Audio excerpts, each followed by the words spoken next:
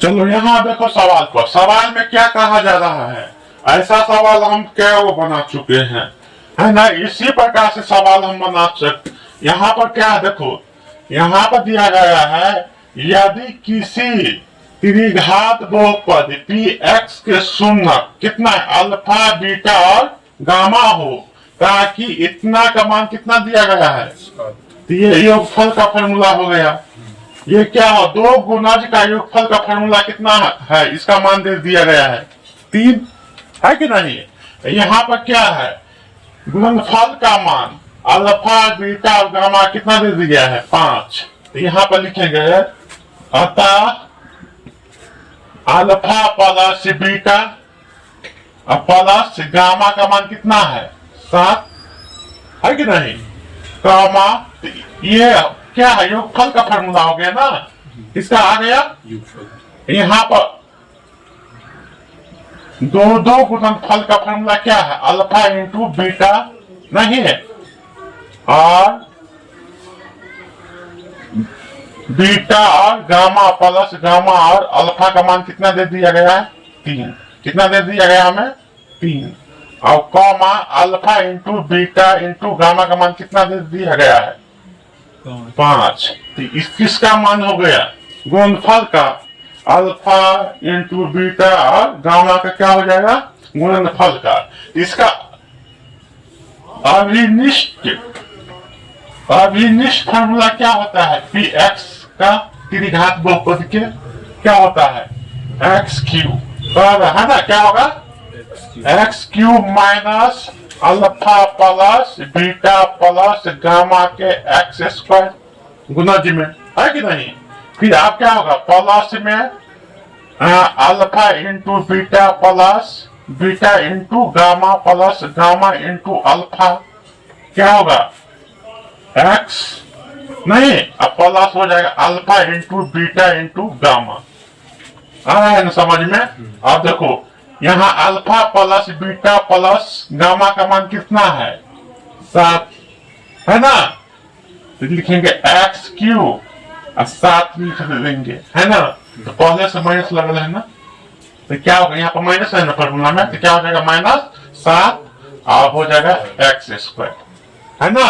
अब alpha into beta plus beta into gamma plus gamma into क्या alpha, है ना, क्या आ जाएगा अल्फा। इसका मान कितना दिया गया है, पूरा का मान कितना दिया गया है 3। यहाँ पर लिखेंगे प्लस और पूरा का मान 3 है ना, तो लिखेंगे 3 और एक्स से क्या हो जाएगा गुना, है ना, 3x और माइनस, तो अब क्या हो जाएगा माइनस, यहाँ पर फॉर्मूला में माइनस लगता है, तो यहाँ पर क्या हो जाएगा माइनस। तो अब क्या होगा alpha into beta into gamma, इसका मान कितना है 5, अब माइनस लगल है फॉर्मूले में ना, तो क्या होगा -5, है ना।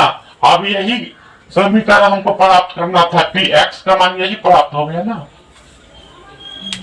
डायरेक्ट, क्योंकि हमें डायरेक्ट दे दिया था, डायरेक्ट क्या दे दिया गया था कि alpha plus beta plus gamma का डायरेक्ट मान, दो गुणनफलों का योगफल का डायरेक्ट मान, है ना, गुणनफल का डायरेक्ट मान। तो डायरेक्ट फॉर्मूला को क्या किए यूज करके बना लिए, है ना। इसमें तो बना सकता है ए बी का भी मान निकाल कर बना सकता है, लेकिन यहाँ पर हमको सब कुछ सुविधा से प्राप्त हो रहा है, तब कहे नहीं इसको फॉर्मूला पर बैठाओगे, कम समय में बन गया, है कि नहीं।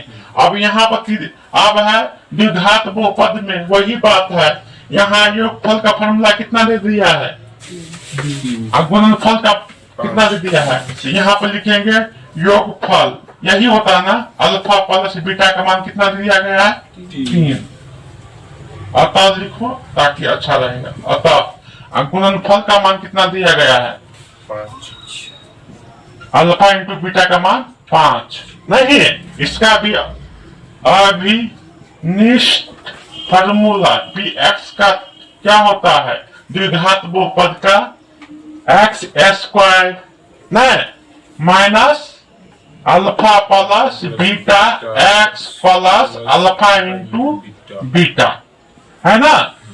अब यहाँ पर देखो जैसा है ऐसा ही लिखेगा x square, alpha plus beta का मान कितना है?